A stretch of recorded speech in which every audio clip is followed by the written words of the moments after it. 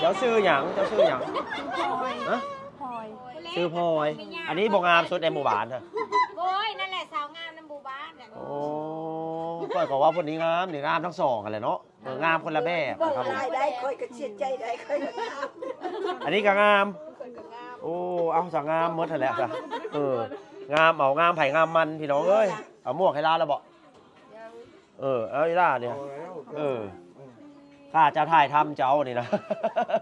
น้ำใจกันเนาะโสดบ่นี่นะโสดแท้บ่ แม่ ร้อย โอ้เอาไม้เปิดอยู่เนาะเนาะโสด100 ชุดร้อย เจ้าฮับแต่อายุเท่าใดฮอดเท่าใดผู้บ่าวบ่แม่นสมมติว่าเจ้าเลือกผู้ชายนี่เอาไว้ใด30ฮอด50บ่อันนี้60นี่นะ60แล้วเจ้าอาจจะบ่เลือกหรือว่าเลือกก็แล้วแต่เจ้า เลือก